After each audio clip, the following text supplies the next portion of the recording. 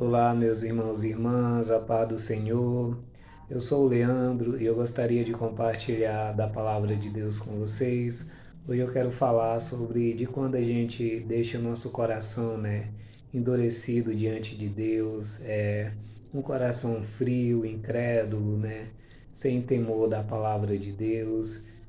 Eu quero dizer que quando o nosso coração está assim, é muito perigoso, porque quando a gente pratica um pecado, a gente tenta passar os panos, por cima desse pecado, tentar achar uma justificativa, nos tornando pessoas religiosas, pessoas hipócritas, E Deus, nós sabemos que Ele abomina, a hipocrisia, Ele abomina as pessoas religiosas, porque quando a gente se aproxima dele, é necessário, que a gente tenha um coração humilde, um coração puro, verdadeiro, um coração sincero diante de Deus, porque, como eu disse, Deus não sente prazer nas pessoas hipócritas, nas pessoas religiosas, E muitas das vezes a gente acaba se tornando, pessoas assim,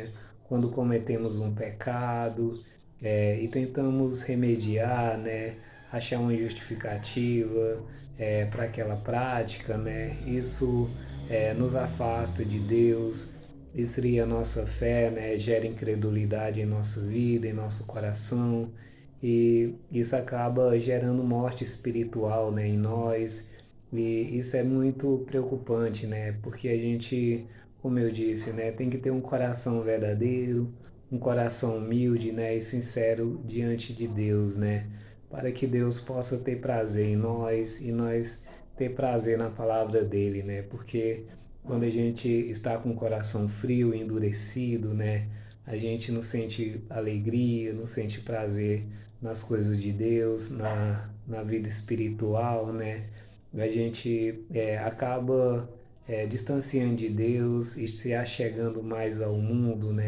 Ao pecado, tentando preencher nosso vazio, encontrar prazer nas coisas terrenas e carnais, e isso nos torna pessoas religiosas, hipócritas, porque ao mesmo tempo que a gente está praticando essas práticas, a gente está dizendo que tem Deus no coração, que tem Deus na nossa vida, que Deus olha por nós. E isso, como eu disse, é uma hipocrisia, Algo que Deus abomina. E agora eu queria compartilhar, da palavra de Deus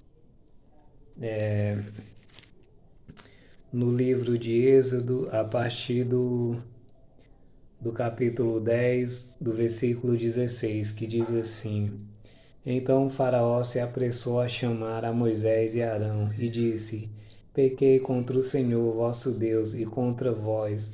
Agora vos peço-vos que perdoeis o meu pecado somente desta vez e que oreis ao Senhor vosso Deus, que tire de mim somente esta morte.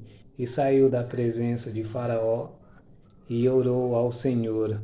Então o Senhor trouxe um vento ocidental fortíssimo, o qual levantou os gafanhotos e os lançou no Mar Vermelho.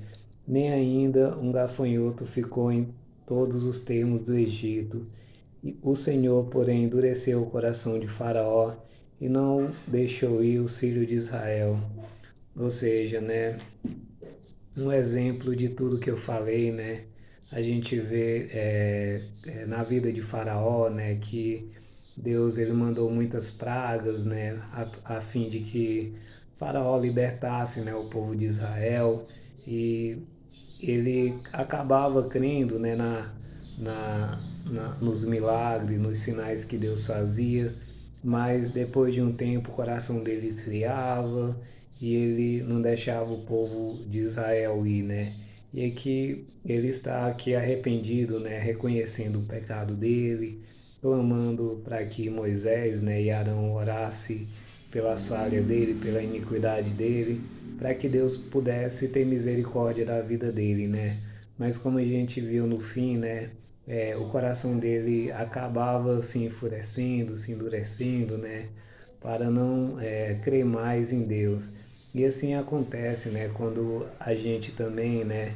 Está vivendo uma vida de hipocrisia, né? Nosso coração se torna duro, um coração frio, né? Sem temor a Deus.